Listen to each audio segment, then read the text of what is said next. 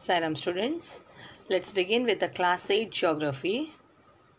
The third part, the chapter number 2, that is land, soil, water, natural vegetation and wildlife resources.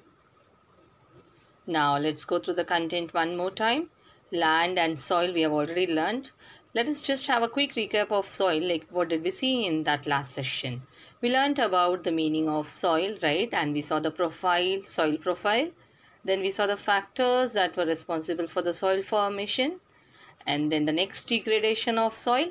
And we saw the conservation methods, the different methods that were used for conservation of soil. That includes mulching, contour barriers, rock dams, terrace farming, intercropping, counter plowing and shelter belts, right? Then the next, now we are going to begin with water. In today's session, we are going to learn about water. In that, we are going to see about the problems of water availability and the conservation of water resources. Now, you all know very well, water is a vital, renewable natural resource, right? And you understand the meaning of renewable very well. With 3/4, you all know this also, 3/4 of the Earth's surface is covered with water, right? That is the reason our planet is called as the water planet, or it's also called as the blue planet, as the 3/4 of the surface, Earth's surface, is covered with water. It was in the primitive oceans that life began almost 3.5 billion years back. But even today, the ocean covers 2/3 of the Earth's surface and support a rich variety of plant and animal life. The ocean water is, however, saline. Saline means you all know that water is not fit for drinking. That is not fit for the human consumption, the water that is saline. And whereas if we'll talk about the freshwater availability, the freshwater accounts for only about 2.7%. Nearly 70% of this occurs as ice sheets and glaciers, that is in mountainous regions. So, but due to their location, they are inaccessible. Like we cannot use that water. From 2.7%, 70% of the water is covered with the ice sheets and the glaciers, right? And that also, that cannot be used. So only 1% of fresh water is available and fit for human use. It is found as groundwater, as surface water in rivers and lakes, and as water vapor in the atmosphere. As I told you, only 1% of fresh water is available, right? And that is only fit for the human consumption. And where it is found? See the images that is given here in this. That is available in groundwater, as surface water in rivers and lakes, and as water vapor in the atmosphere. See, fresh water is, therefore, it is the most precious substance on earth, right? We all will agree with this statement, right? Water can neither be added nor subtracted, correct, from the earth. But its total volume remains constant, right? Its abundance only seems to vary because it is in constant motion. You all have learnt about the water cycle very well, right? You know the cycling through the oceans, the air, the land, and back again through the processes of evaporation, precipitation, and runoff. That is only called as the water cycle. You all know very well how this process of water cycle takes place. So you all know very well, water cycle describes how water evaporates from the surface of the earth, then rises into the atmosphere, it cools down and condenses. Then condensation takes place, right? Condenses into rain or snow in clouds, correct? And then falls again to the surface as precipitation. So this continuous cycle goes on, right? Now let's come to the uses of water. See, we know very well humans use huge amounts of water. It is not only for drinking and washing purpose, but also in the process of production. Water for agricultural use, industries, generating electricity through reservoirs of dams. These are the different uses of water, right? And that is what. And if we'll talk about the per day uses of the human, it is 80 to 100 gallons per day of water the person uses. Now, the major factors leading to the shortages in supply of fresh water. Now, see, we know our country is most populated country, right? And the population goes on increasing.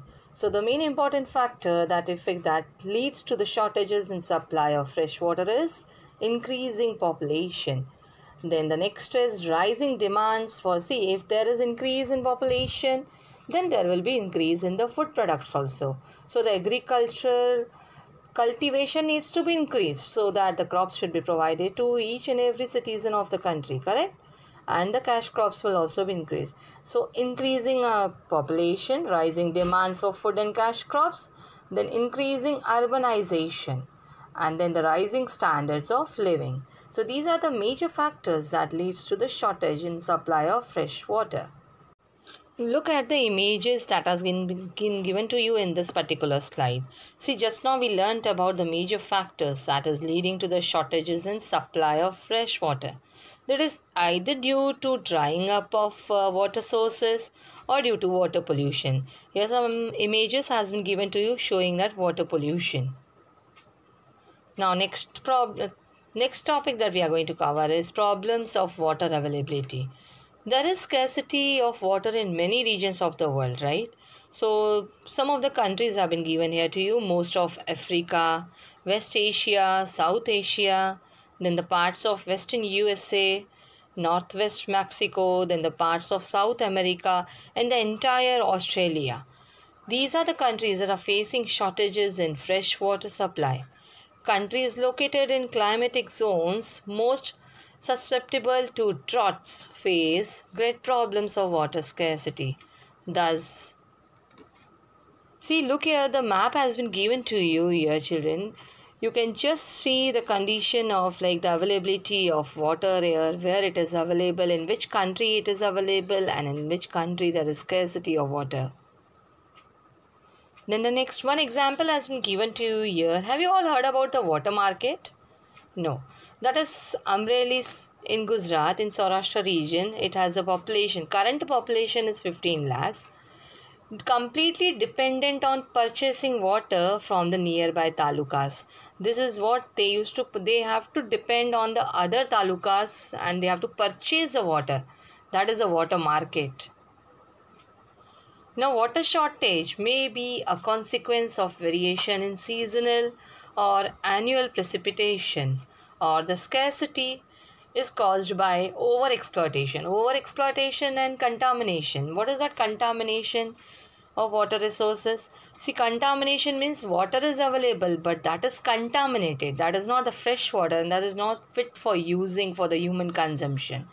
And overexploitation means that has been used continuously, like the quantity that has been decided, but the more and more has been used by the human for their consumption. Now, if the problems of water scarcity is there, definitely we have to find out the way of the conservation of water resources. Correct? See, as we all know, though water is a renewable resource, right? But overuse and pollution, these are the great threats to the water resources, correct? Then we saw the challenges, that is the problems that were there for the availability, that is agricultural chemicals, industrial waste and untreated sewage. These are the problems. Now we have to tackle this. That is only the method of conservation of water resources. How this, the discharge of untreated or the partially treated sewage, agricultural chemicals and industrial effluents in water bodies are major contaminants. Now, how this industrial water waste should be treated? See, industrial water waste treatment describes about the process that is used for treating wastewater that is produced by industries as an undesirable byproduct.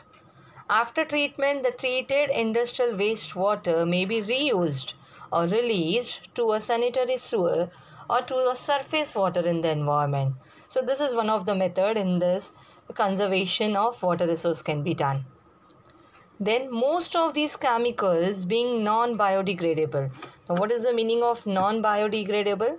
Non-biodegradable means it is like the kind of substance which cannot be broken down by the natural organisms, or you can say it's a waste which cannot be decomposed or dissolved by the natural agents, and this remain on earth for thousands of years without any degradation. This is one of the major problem, and it reaches to the human bodies through water, so it is going to affect the human body. Okay, then the water pollution can be controlled by treating these effluents suitably before releasing them in water bodies. So this can be done. Now here are some examples, some images have been given to you. In the first image you can see the forest cover has been given. That is also one of the important method to conserve. The forest cover and the other vegetation cover slow down the surface runoff and it replenish underground water. Then the next method we can say is rainwater harvesting.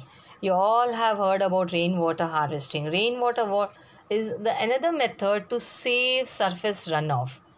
That is, the main purpose of rainwater harvesting is to use the locally available rainwater to meet water requirements throughout the year without the need of huge capital expenditure. So this would facilitate the availability of uncontaminated water for domestic, industrial and irrigation needs. Then the next year, water is used for irrigating fields, right? The canals should be properly linked to minimize losses by water seepage. You all have heard about the sprinkler irrigation also. Here the image shows you about that. What is that? An irrigation sprinkler is a device used to irrigate agricultural crops, lawns, even other areas that are open areas. They are also used for cooling and for the control of airborne dust. And the sprinkle irrigation is a method of applying water in a controlled manner in way similar to rainfall. It is a type of creating the artificial rainfall in the way of the irrigation sprinkler. It covers maximum area through the sprinklers. Then the next year you can see the image has been given to you is the drip irrigation. What is a drip irrigation? Dry regions with high rates of evaporation, especially drip or trickle irrigation. Drip is also called as a trickle irrigation. That is useful in the dry regions where the high rates of evaporation is there. Now just understand the meaning of it. Look at the image that has been given to you in this particular slide.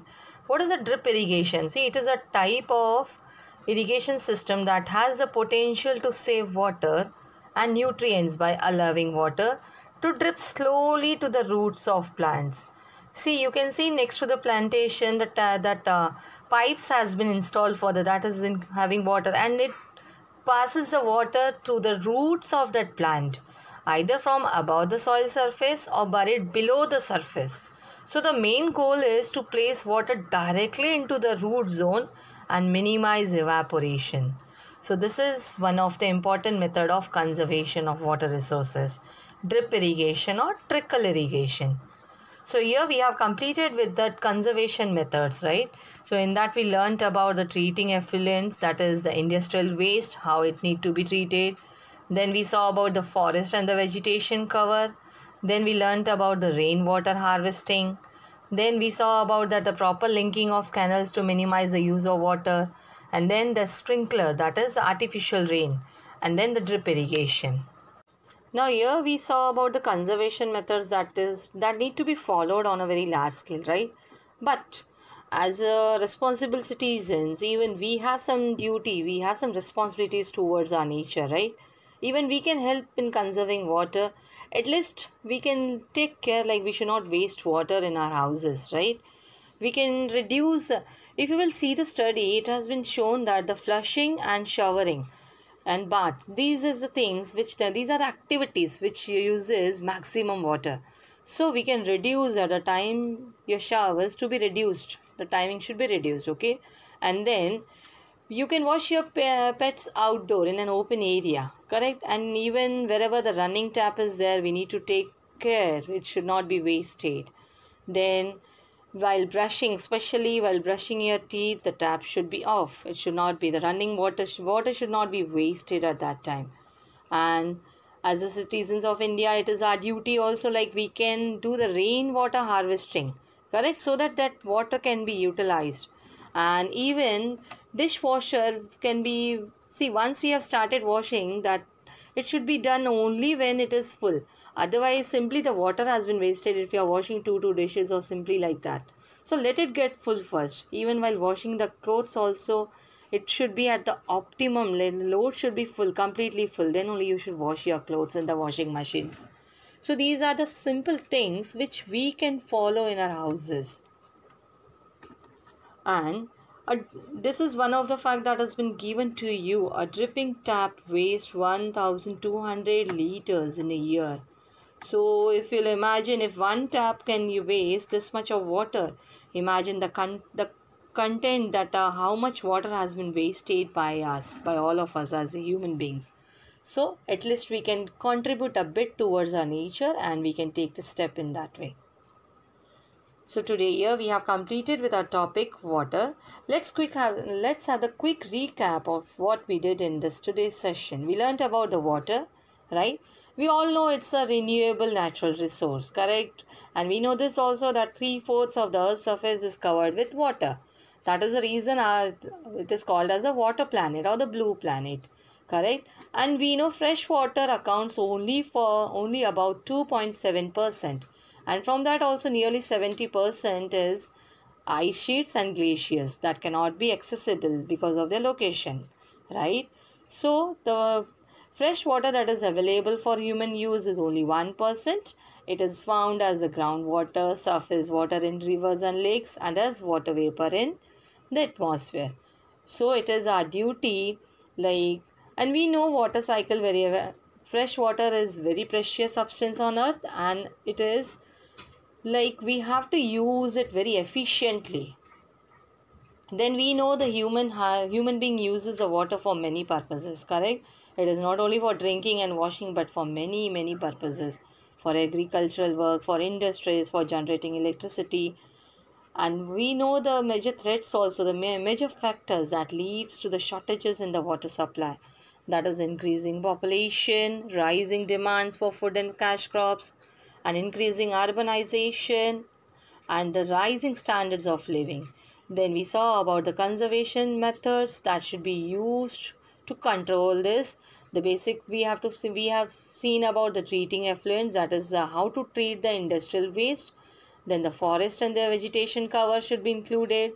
Then the rainwater harvesting should be done, and the proper linking of canals to minimize the use of water, and the sprinklers, that is the artificial rainfall, that should be done. And we saw about the drip irrigation, that is also called as a trickle irrigation.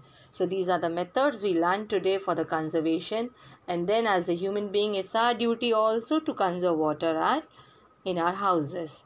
So see you in the next session with the next topic. Till then, take care.